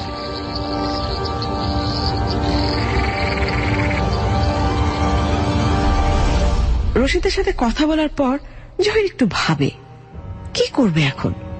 জহিরের প্রথমেই নদীর কথা মনে পড়ে। নদীটা একবারও দেখা হয়নি তার। এত রাতে নদী দেখতে যাওয়াটা ঠিক হবে কিনা সেটাও একবার ভাবে, সিদ্ধান্ত নিতে পারে না। নাইট ডিউটিতে আছে যে হাবিলদার আর দুজন কনস্টেবল, তারা সবাই মরার মতো ঘুমাচ্ছে। একাই যাবে নাকি কাউকে নিয়ে যাবে স্থির করতে পারছে না সে। এসব ভাবতে ভাবতে জহির থানায় তার টেবিলের উপর ঘুমিয়ে পড়ে। ঘুমের ভেতর জহির দেখে সে একটা পাহাড়ের তলায় দাঁড়িয়ে আছে, বরফ পড়ছে আর সে আছে খালি গায়ে, কিন্তু তার কোনো শীত লাগছে না। বরফের একটা সাদা খণ্ড দেখতে পাচ্ছে জহির, তার খুব ভালো লাগছে সেটা দেখতে। ঘুমের ভেতরে সে ভাবতে পারে এরকম একটা জায়গায় সে অবশ্যই এর আগেও একবার এসেছে, কিন্তু কবে এসেছে, কিভাবেই বা এসেছে তা ভাবতে পারে না। তবে মনে হয় এই পাহাড়ের প্রান্ত ঘেঁষে সে একদিন ছুটে বেরিয়েছে। তার মনে হয় আরেকটু এগুলোই নদী। নদীর ধার দিয়ে সবুজ ঘাসও সে দেখতে পায়, আর আরেকটু এগিয়ে সে দেখতে পায় এই জমাট বরফের রাজ্যেও নদীতে পানি প্রবাহমান। সে একটুও অবাক হয় না। বাস্তবে এমন একটা ঘটনা অস্বাভাবিক হলেও স্বপ্নে এমন অযৌক্তিক ঘটনাই মানুষ দেখে। যদিও স্বপ্নের একটা অর্থ আছে, একটা আলাদা বাস্তবতা আছে। জহির এসব ভাবতে পারে না। সে হাঁটতে থাকে নদীর কিনারা বরাবর। হঠাৎ সে দেখতে পায় নদীর উপরে একজন হেঁটে বেড়াচ্ছে। জহির লোকটাকে দেখেই চিনতে পারে এ আর কেউ নয়, ফাদার রোজারিও ডি কস্টা। সে একটা ছাগলের মাথা টেনে নিয়ে আসছে, মাথাটা কাটা, রক্ত পড়ছে নদীর উপর। ফাদার, আপনি কাপড় পেলেন কোথায়? আপনার হাতে ছাগলের মাথা কেন? কে কাটলো এই ছাগলটাকে? জায়গাটা খুব সুন্দর। আচ্ছা, এর আগে কি আপনি এখানে কখনো এসেছিলেন? আমি এসেছিলাম। কি ব্যাপার, কোনো কথা বলছেন না কেন? আপনি তো আমাকে চেনেন, আপনার সাথে এর আগে আমার দেখা হয়েছিল। এ কি, আপনি তো কাঁদছেন, ছাগলের মাথায় বা জড়িয়ে ধরছেন কেন?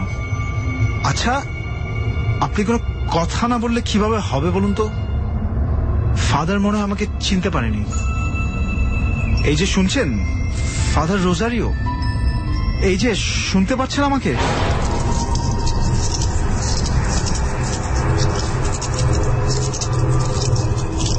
এ কি, এ তো জ্যান্ত ছাগলের মাথায় খেয়ে ফেলছে। এটা কিভাবে সম্ভব? আরে, এটা তো ছাগলের মাথা না, মানুষের মাথা।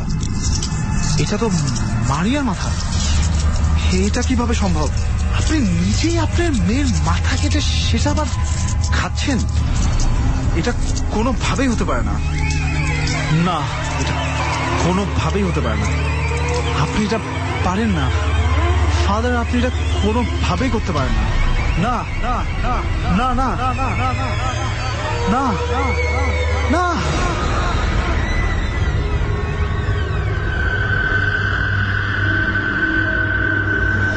চিৎকার করে ঘুম ভাঙে জহিরের।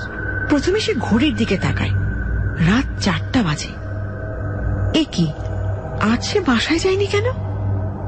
তারপর স্বপ্নের কথা মনে পড়ে যায় জহিরের। হাত ঘড়িটা আবার দেখে, হ্যাঁ, রাত 4টা। আজকে 24 তারিখ। হঠাৎ এমন একটা স্বপ্ন দেখে সে আর কিছু ভাবতে পারে না। ঘুমিয়ে যাবার আগের কথা মনে পড়ে তার। সে যেতে চেয়েছিল নদীর কাছে, স্বপ্নেও সে নদী দেখেছে। সে নদীর কাছে যেতে চেয়েছিল, কারণ আগে যে 3 জন যাজক মারা গেছেন তাদের সবার মৃত্যুর সাথে নদীর একটা যোগসূত্র ছিল। স্বপ্নেও জহির নতুন যাজক রোজারিওকে দেখেছে, যে কিনা তার নিজের মেয়ের কাটা মাথা নিয়ে নদীর ওপর দিয়ে হেঁটে বেড়াচ্ছিল। তাহলে ঘুমানোর আগে চিন্তার সাথে স্বপ্নের কোনো যোগ আছে, নাকি স্বপ্ন শুধুই স্বপ্ন? না, এমন তো হবার কথা না। জহির বুদ্ধিমান পুলিশ অফিসার, পড়াশোনা করার অভ্যাস আছে তার, আর 10টা পুলিশ অফিসারের মতো সে মাথা আর পেট মোটা না। সে বই পড়ে, তাই ফ্রয়েডের স্বপ্নতত্ত্ব সে জানে। কাজে এই স্বপ্ন যে অযৌক্তিক আর গাঁজাখড়ি না, সেটা ভালো করেই জানে জহির। জহির আর কিছুই ভাবতে চায় না। সে দ্রুত কাপড় চোপড় ঠিক করে নিয়ে বেরিয়ে পড়ে গির্জার দিকে। সেখান থেকে সে নদীর দিকে যাবে। এদিকে মারিয়ার চোখে ঘুম নেই। এই এলাকার গির্জায় আসার আগেই সে ঘটনাগুলো জেনে গেছে। তার বাবাকে সে নিষেধ করেছিল, কিন্তু তার বাবা তার কোনো কথা শুনেনি। গতকাল সে আবার অদ্ভুত চিঠিটাও দেখেছে। আর তার বাবা যতই তাকে বোঝাক না কেন, বনের ভেতর সে যে কাউকে দেখেছে এটা সে নিশ্চিত। এইসব ভাবনা নিয়ে যে কেউ ঘুমোতে পারে, কিন্তু মারিয়া পারে না। তাই সে জেগে আছে, কি করতে পারে বাবার জন্য এইসব ভাবছে। হঠাৎ তার চোখে পড়ে ঘরের মূল দরজা খোলা। বাবার ঘরে একবার উঁকি দিয়ে দেখতে সে বুঝতে পারে বাবা ঘরে নেই। সে হতবিহ্বলের মতো কিছুটা সময় নেয়। বাবা কোথায় গেল সে বুঝে উঠতে পারে না। তারপর সে ঘরের বাইরে বের হয়, বাগানের ভেতর হাঁটতে থাকে। তাদের বাড়ির সামনে এসে বাগান শেষ হয়েছে। বাগানটা শুরু গির্জার সামনে থেকে। এত রাতে লোকটা কোথায় গেল? আর একটা দিনই তো বাকি। আজকের দিনটা চলে গেলেই যীশু খ্রিস্টের জন্মতিথি। তার আগের রাতে না ঘুমিয়ে বাবাটা গেল কোথায়? এ কি, গির্জার লাইট এত রাতে কেন জ্বালানো? বাবা ছাড়া আর কারো কাছে তো চাবি থাকার কথা না। যে পাহারাদার আছে তার কাছে তো কোনো চাবি থাকে না। বাবাই হবে কোথায়। যাই, ওইদিকেই যাই।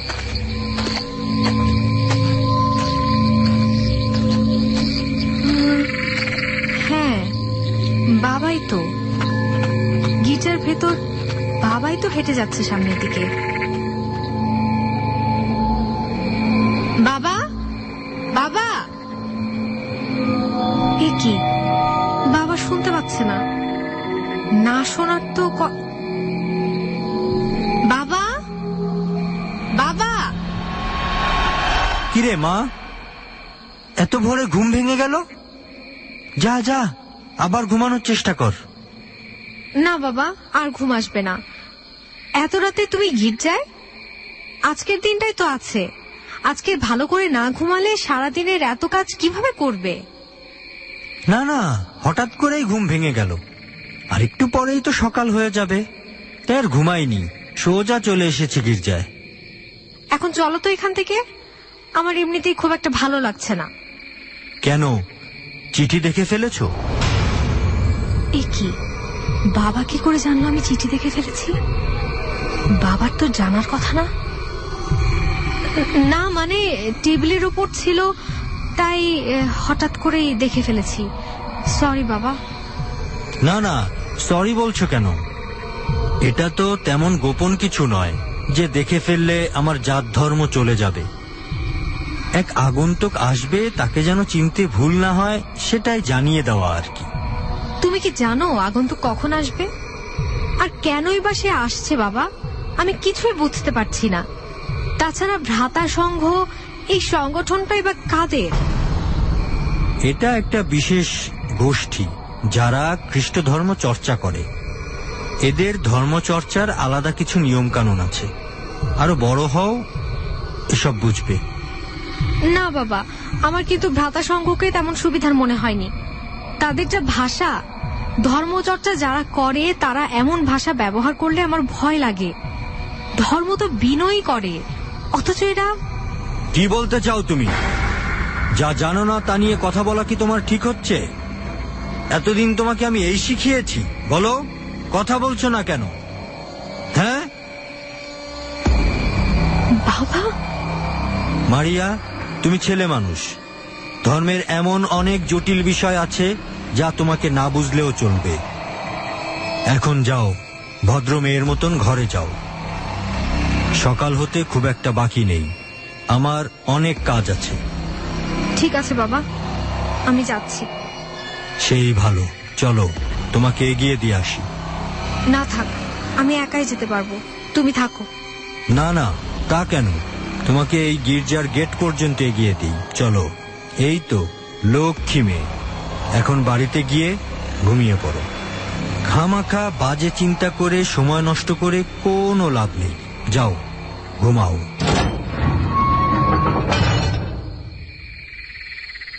না, বাবা তো এমন করে না। তাহলে না না, সারাদিন এত কাজ করতে হবে, কিন্তু বাবার তো আমার সাথে এমন করার কথা না। তবে কি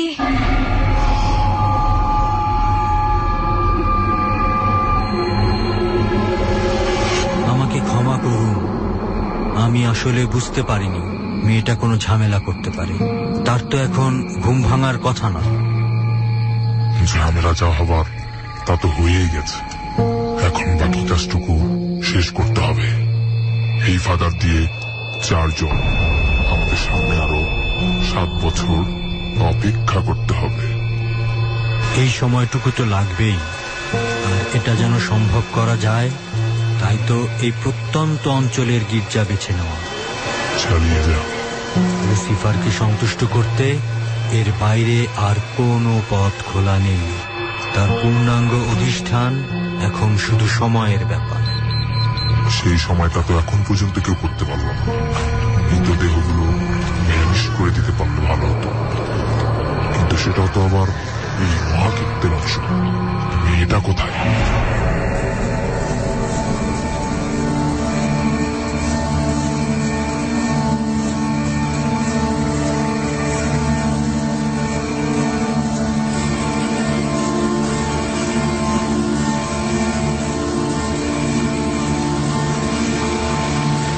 না, আমাকে দিয়ে এই কেসটার জট খোলা মনে হয় আর সম্ভব হবে না।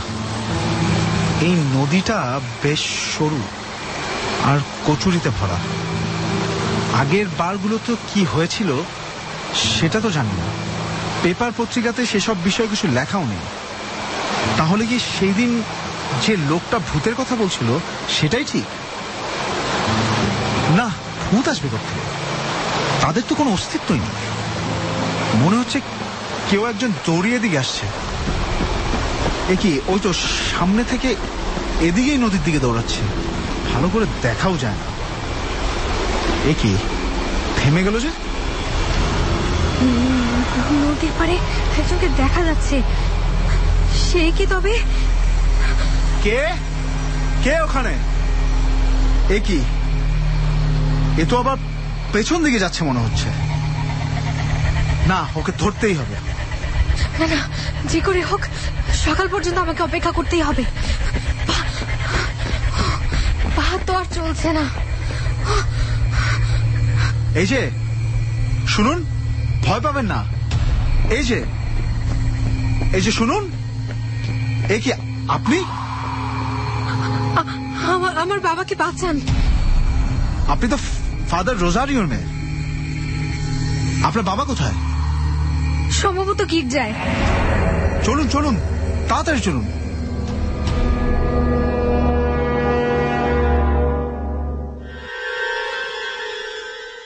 কুয়াশা কুয়াশা কুয়াশা।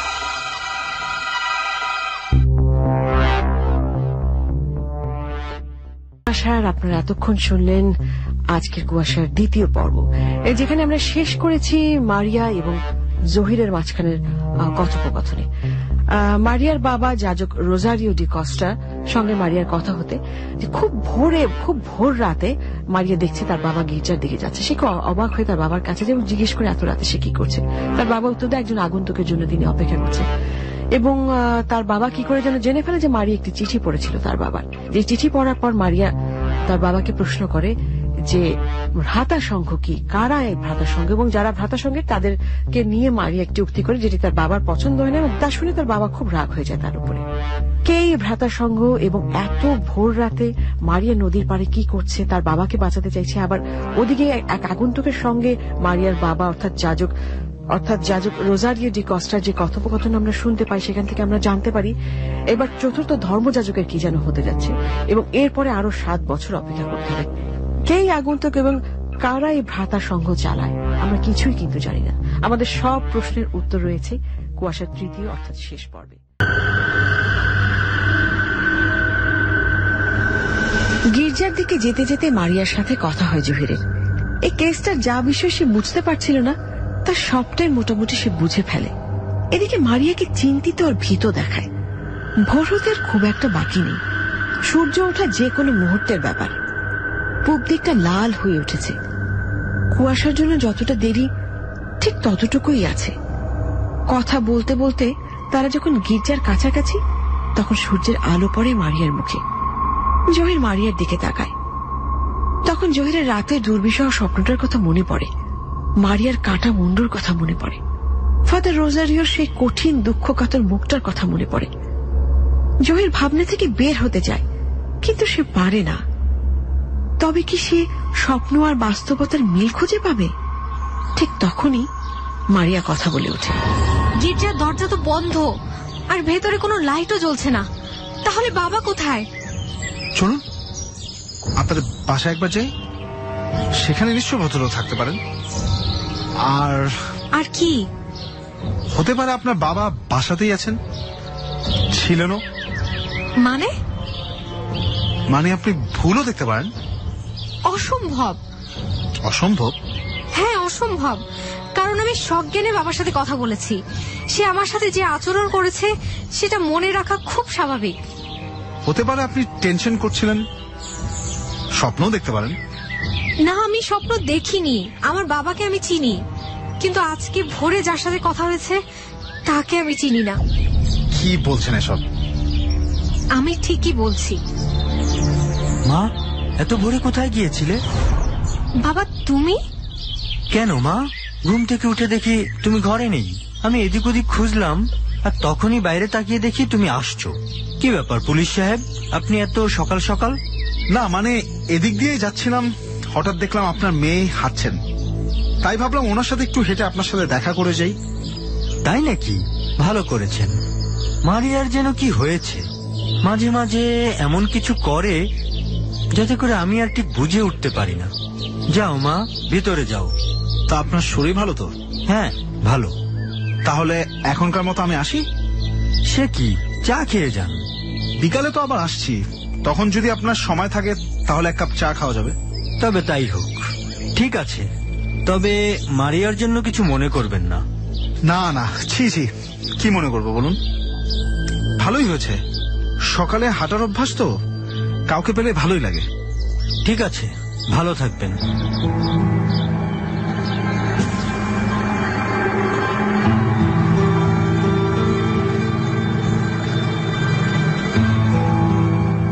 জহির চলে আসে। কি ঘটছে তার কিছুই বুঝতে পারে না জহির। বাসায় ফিরে কাপড় না ছেড়ে সে ঘুমিয়ে পড়ে। তার যখন ঘুম ভাঙে তখন দুপুর পেরিয়ে গেছে। তাড়াতাড়ি করে থানায় যায় জহির। হাতের কিছু কাজ গোছাতে গোছাতে সন্ধ্যা হয়ে যায়। ঠিক তখনই গির্জার কথা মনে পড়ে। গতরাতে মারিয়া ও স্বপ্নের কথা মনে হয়, আর ভোরে যাজকের সাথে কথা বলার কথাও মনে পড়ে যায় জহিরের। রশিদের সাথে ফোনে কথা বলে জেনে নেয় সে ঠিকঠাক মতো আছে কিনা। তারপর পেপার কাটিং গুলো আবার দেখে। একটা রিপোর্টে চোখ আটকে যায় জহিরের। সুরত হাল রিপোর্ট ধরে এক সাংবাদিক একটা প্রতিবেদন করেছিলেন। সেই রিপোর্ট পড়ে জানা যায় যে গত বছর যে যাজকের লাশ পাওয়া গিয়েছিল নদীর ধারে 26শে ডিসেম্বর, তার দিন 2 আগে তার মৃত্যু ঘটে থাকতে পারে বলে সেখানে প্রতিবেদক তুলে ধরেছেন। তার মানে গত বছর 24 তারিখে যাজকের মৃত্যু হয়েছিল। জহির আর বসে থাকতে পারে না। মারিয়ার কথা মনে পড়ে তার। মারিয়া যা বলেছিল গত রাতের ঘটনা, সেগুলো পুনরায় মনে করে জহির। তারপর রশিদকে ফোন করে। হ্যালো রশিদ। ইয়েস স্যার, স্পটে আছি স্যার। রশিদ, আপনি কোনো জেলেকে চেনেন? এই এলাকার স্যার। কি মাছ লাগবে স্যার? আপনি আগে আমার কথা শুনুন কেমন? Yes sir. জি স্যার। জেলেদের সাথে যোগাযোগ করুন, ইমিডিয়েটলি গির্জার পাশ থেকে তাদের জাল ফেলতে বলবেন। যতক্ষণ না আমি নিষেধ করব ততক্ষণ তারা জাল ফেলবে আর তুলতে থাকবে। আপনাকে আর ওখানে থাকতে হবে না, আপনি জেলেদের খবর দিন। ইয়েস স্যার, ঠিক আছে স্যার। আর শুনুন, ব্যাপারটা কনফিডেন্সিয়াল, আপনি জেলেদের ছেড়ে কোথাও যাবেন না। Okay sir, right sir. আমি গির্জার দিকটা দেখছি। Yes sir. প্রথমে মারিয়ার কি খবর সেটা জানতে হবে, আর গির্জার কে অনুষ্ঠান পরিচালনা করছে সেটাও দেখতে হবে। রশিদ ছেলেদের নিয়ে কাজটা করুক। কেন যে মিস করলাম, হাতের কাছ থেকে শিকার বের হয়ে গেল। আর আজকে সারাটা দিন কিভাবে কাটিয়ে দিলাম।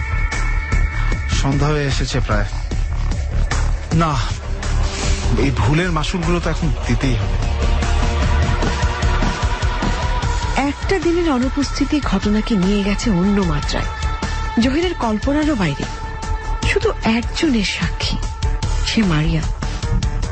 ভুক্তভোগীও একজন, সেও মারিয়া।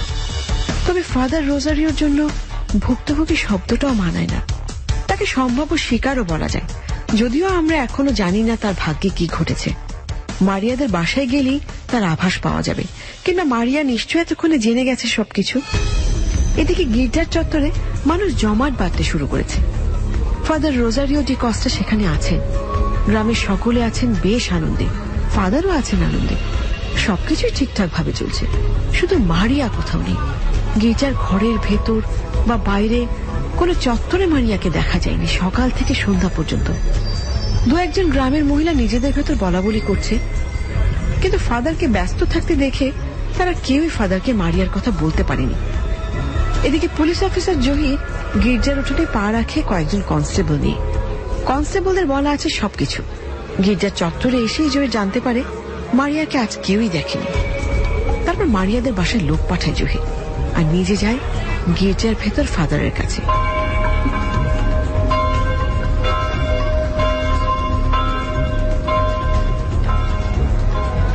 আরে আসুন আসুন, ঈশ্বর আপনার মঙ্গল করুন।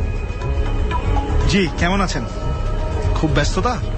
হ্যাঁ, আজকের দিনটাই এমন, ব্যস্ত না থেকে কোনো উপায়ই নেই। বিকালে যে আসতে চেয়েছিলেন তা ঘুমিয়ে পড়েছিলেন, নাকি ভুলেই গিয়েছিলেন এ এলাকায় একটা গির্জা আছে?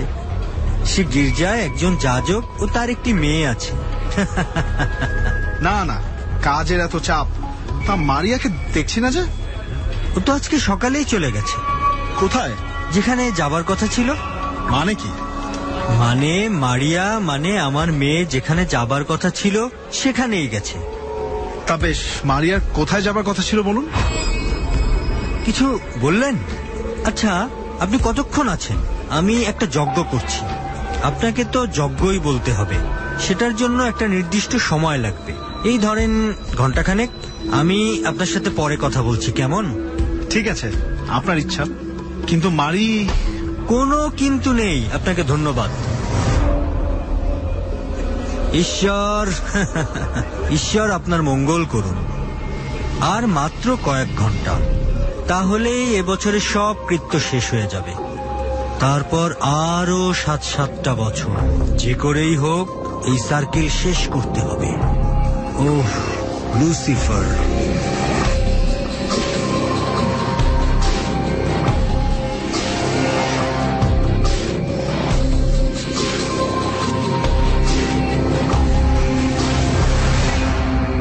দরজায় তো তালা লাগানো, ভাঙো। জি স্যার, এখনই ভাঙছি। বন্দুকের বার দিয়ে এটা ভাঙা যাবে। লাইট জ্বালাও, সাবধানে। সব কয়টা ঘর ভালোভাবে খুঁজে দেখো।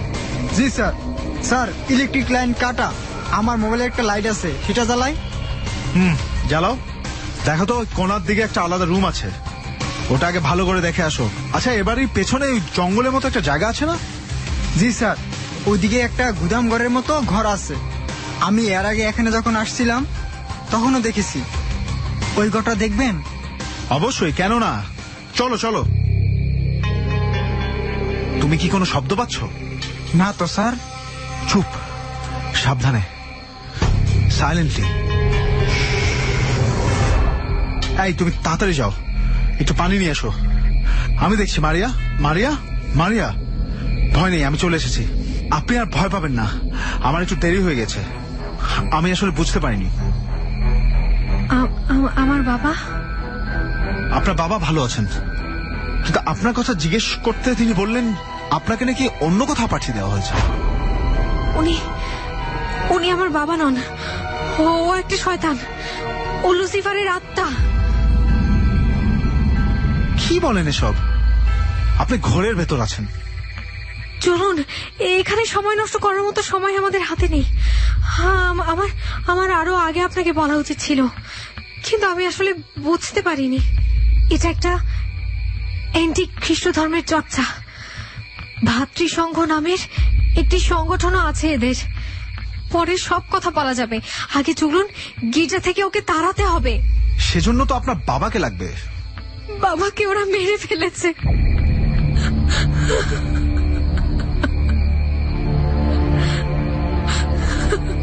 ভেঙে পড়বেন না, চলুন, অনেক কাজ বাকি। হ্যালো হ্যালো, বলো। স্যার, একটা লাশ পাওয়া গেছে। কি বলো? Yes sir. আইডেন্টিটি? স্যার, চেনা যাচ্ছে না, মাথা নাই। হোয়াট? Yes sir. ওকে, আমি আসছি, চলুন। চলুন।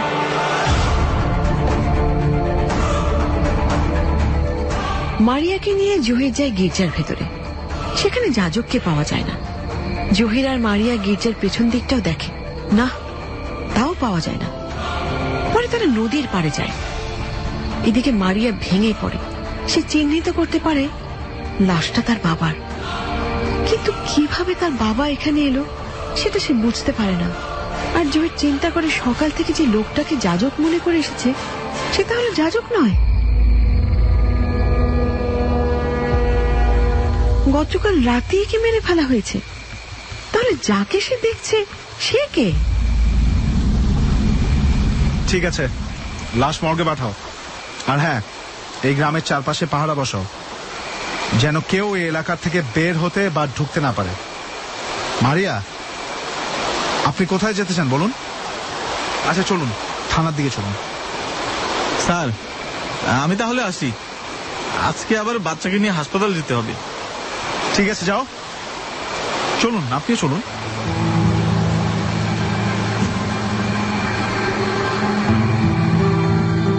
না, কিচ্ছু করতে পারলাম না।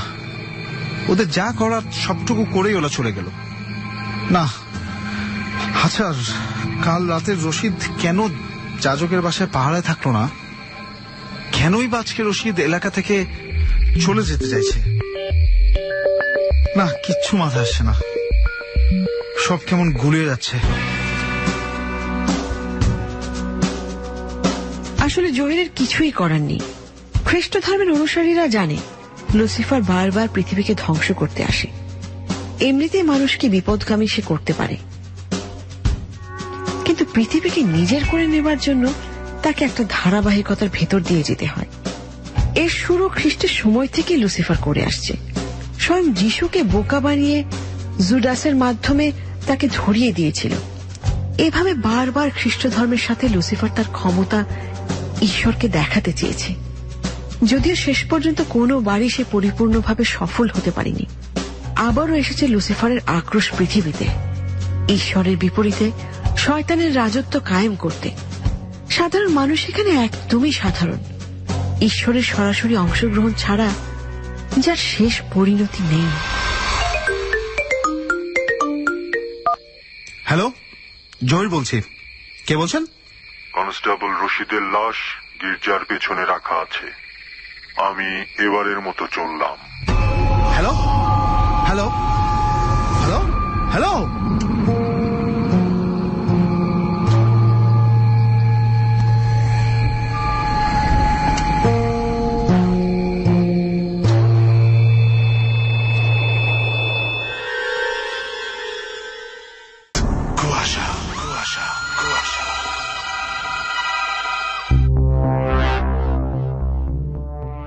কুয়াশা এপিসোড রেডিও এফএম 89.2 তে এতক্ষণ শুনলেন আজকের কুয়াশার মূল কাহিনী, যার নাম অদ্ভুত সেই রাত, এবং লিখেছেন জোসা। নাট্যাংশ পরিচালনায় ছিলেন শেগুফতা আবিদ শাড়ি এবং সাউন্ডে ছিলেন খালেদ। আর আজকের কাহিনীতে যারা অভিনয় করেছেন তাদের নামগুলো এখন জানিয়ে দিচ্ছি। জহিরের চরিত্রে অভিনয় করেছেন শাহরিয়ার, কনস্টেবল রশিদের চরিত্রে আপেল, যাজক রোজারিও ডিকস্টার চরিত্রে লোবান, মারিয়া হয়েছেন শাড়ি, আগন্তুকের কণ্ঠস্বর 1 খালিদ, আগন্তুকের কণ্ঠস্বর 2 লোবান এবং কনস্টেবলের চরিত্রে অভিনয় করেছেন